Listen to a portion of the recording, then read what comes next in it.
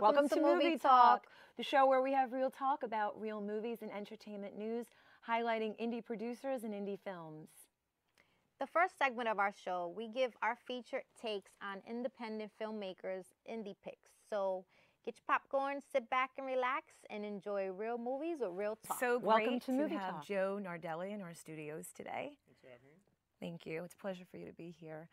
Joe Nordelli is an independent filmmaker, and his film is Toxic TUTU. I love the alliteration as a former English teacher. The two T's just kill me. And he's provided some of my wardrobe today. I have to thank him for that. Yes, we should probably get and standard fare. Yes, and we even have he has a little. If we can get he's got his tattoo, his Toxic TUTU tattoo. Oh my God, what a tongue twister there! So why don't we go and watch the clip? Okay. Would you like to see the clip? I'd love to see it. I'd love to see the clip. I'd love you all to see the clip too. Let's go to the clip.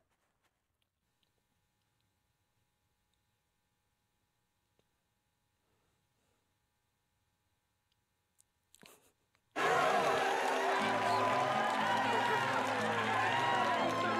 watched Toxic Avenger about 1 million times. You have no idea.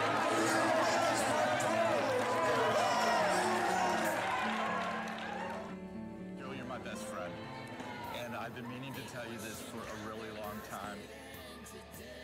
That there's a danger involved in the glory.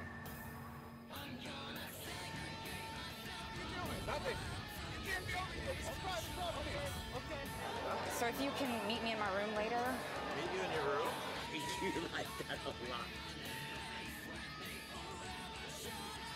What's that right there? That stuff right there. The red stuff? What? Tell me what's First in time this I'm drink. viewing I it out of don't context know of my what's in the drink. If you tell me what's in this drink, we can make you a very happy man.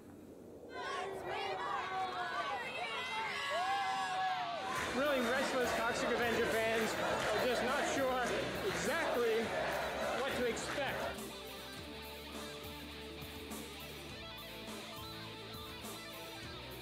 Seriously, who knows what happened to Mark on the set of the Toxic Avenger? Something you just knew didn't feel right. We have to do something before it contaminates the water supply.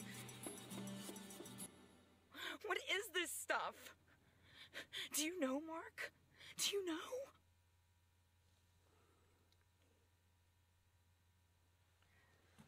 So we're back. Toxicity is truly infectious, Joe. I loved it.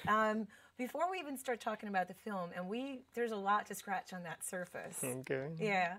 I want to talk a little bit about your background. So you went to school, you went to NYU. Yes, I'm in NYU. And you went to school with some really prominent people in your class. Well, I had the honor of being in class with Ang Lee, first of all. Oh, Sense and Sensibility. Well, I mean, it's endless. But it's unbelievable. He's one of my favorite filmmakers. Me too. And also Spike Lee, who was a year ahead of me, and I had an opportunity to work with him later in my professional career, which is awesome. Wow, Yeah. that is so awesome. Yeah. And how have you, what projects did you work with Spike Lee? Well, Spike and I did a series of music videos together. We did Miles Davis' TUTU, and we did Anita Baker on No One in the World, and we did a a video for Branford Marsalis, Royal Garden Blues. Yeah, sorry, it's been a while, but yeah. So some music projects, jazz projects, video projects. Yeah, really cool. Yeah, Spike came to me because he had an opportunity to do music videos, and I had been doing music videos for a few years, so it was kind of a marriage made to happen, I guess. Oh, I like that, a marriage made to happen. And I let you call him just Spike. I haven't met him personally. Oh, okay. So he's Spike Lee to me, but he's Spike to you. Spike. Affectionately, yeah. And you also have a background in education. I was a teacher, and you have a background in education. So how does that inform your work before we even talk about the film? Oh, well, thanks for asking about that. You know, I worked as a parent coordinator in the New York City public school system for 8.5 years. And I took a break from making movies. I literally just dropped out for 10 years.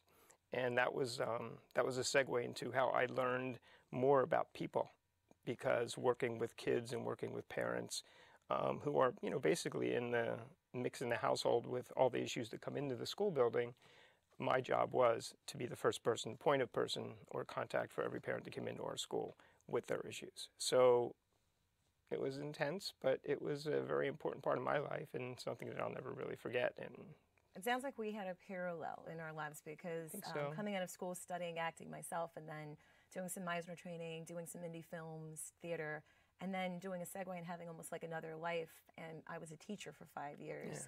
And then coming back to this, all of this, but with renewed perspective. Yeah. And what I've learned, I learned so much during that time period about people, like you're saying. Yeah. And it made me better in all the ways. Yeah. And as a host, it makes me, listen and be there and be present. Yeah. So that's so important. So now, getting to Toxic TUTU, because we have to get there. Okay. This has such a story. I feel like it's like looking for Sugar Man or searching for Sugar Man. It's just so amazing. How did this come about? It has to do with Toxic TUTU, Toxic Avenger series. Yeah. So tell us, Mark Torgel, Toxic Avenger, tell us how this all came about and how you became part of it. Okay, well, my best friend from NYU Film School, Mark Torgel, took a role in this film called The Toxic Avenger years ago. And he never really knew the fan club base that started as a result of his performance in the film. And over the last 30 years, it's become pretty substantial. So randomly, a couple of years ago, he got a phone call from the organizers of a convention called the Mad Monster Party, and they wanted to feature Mark as a celebrity guest that year, and they tracked him down to his home and said, "You have no idea how large of a fan base you have, but it's a huge fan base, and we'd like you to come by." So Mark let me know that happened, and I said, "Well, I'll bring my camera." And the result of that was that it was going to be a weekend. I was going to shoot some footage for him, and I, was going to hand it off and say it was fun. We had a great time, and show your kids. And a weekend became. And a weekend became. It's 2 years now. Wow. And I'm haunted by great ideas. And one of the things that happened for me in this film was I saw an opportunity to make a film, but because the ideas that I started to work through with Mark became more real, we thought, oh my, we should probably embark upon this a little bit and see what we can actually do with the story that we're trying to tell, or let's create a story and try and tell it. So that's what I did with Mark, and I don't know, I guess, the outcome of that is yet to be seen because I'm still in post-production with the film. But what I found and what started happening for me personally was the opportunity to make the film became more of an opportunity to learn a little bit about a culture of people, this sort of fringe group of people that are a community in themselves. And what I started to hear were stories, personal stories, that still give me sort of, shivers up my spine, of people who, when they saw Mark's performance in The Toxic Avenger, it changed their lives as teenagers. That's amazing when you hear that something was so, that makes it so groundbreaking, that it had an impact on people's lives and it stays with them and their formative years and helps to grow to who they are and to give them the feeling they can dare to be different. I know that's an important part of this, and it's become, and if you could speak to that, it's become kind of a rallying for anti-bullying, which is so vital and important now, and it's become sort of more of a mindset and more something that people talk about in recent years. If you could speak to that aspect of how I could try to. My film has sort of a subtle message about anti-bullying, but where the message is going to be more prevalent in situations, even like where I'm able to share that, is that the community of people who supported this film all came together to make this movie because they really believe in the film. And they were all impacted by this relationship they had with this character at a very young period in time. And what's really cool about that for me is that there were generations of people I was meeting. Like, I was meeting those people who saw this film when they were 10 years old, when it was originally introduced, and in their teens. And then they would come to these conventions with their kids, and in some cases, their own parents. They're passing that along. They're just passing it generationally. Generation to generation. Yeah, it's very cool to experience that.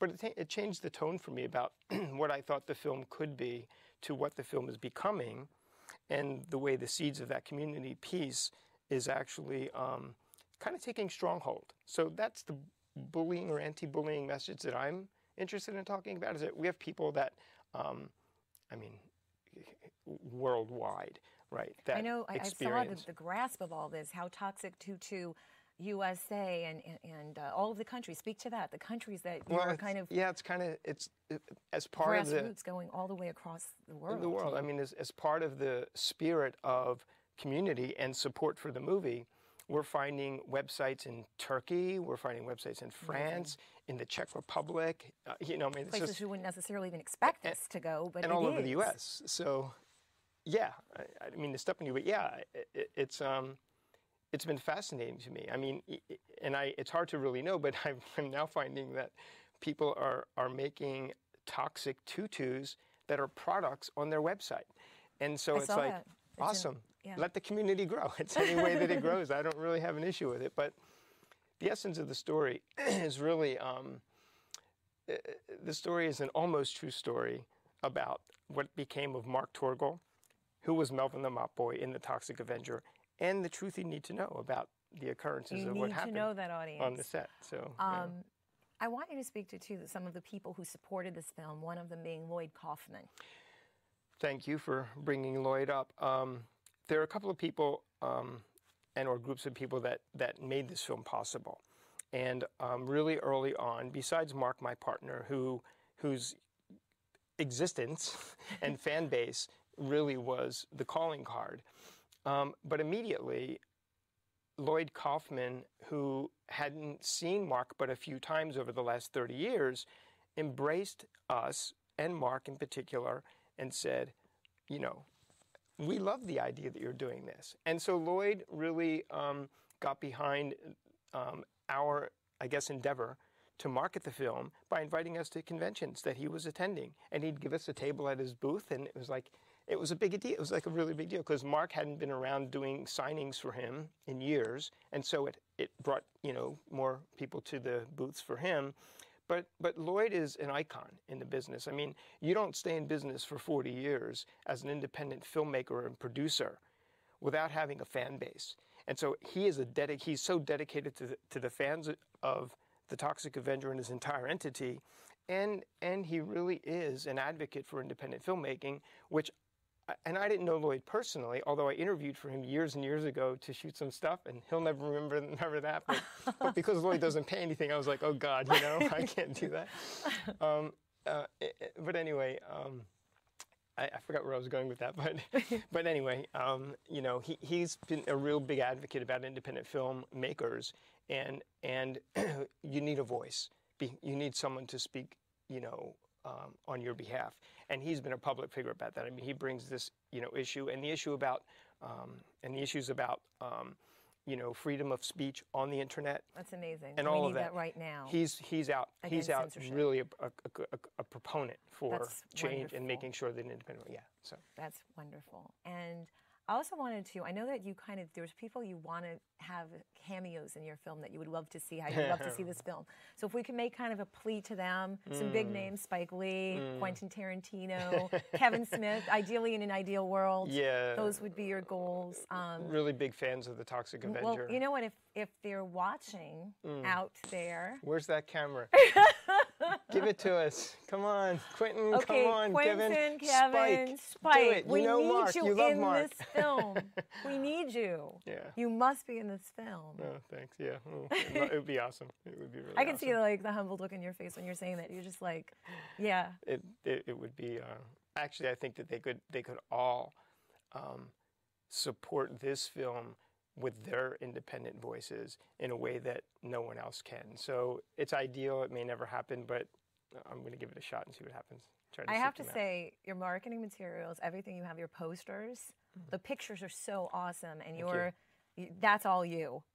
It's beautiful. This whole you should show your T-shirt to the camera. It's our trademark sort and of logo. logo. And these tutus. Yeah. So where are we at? Just a few things before we wrap up. Where are we at? I know it says May 10th, 2015? It's 5/10/15. Correct, yeah. Complete random number.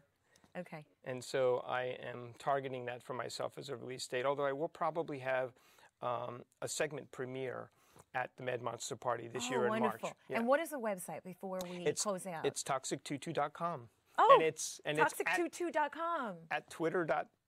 At Twitter. At Twitter. no, oh, I'm so at excited. Toxic22 at Twitter. Toxic22. You know. Yeah. Yeah. Everything's Toxic22. Everything's Toxic22. So you heard it here. We're here with Joe Nordelli. Pleasure having you here in the studio today. It was really awesome. Thanks for having me. Awesome. Yep. It's fun. I love supporting indie.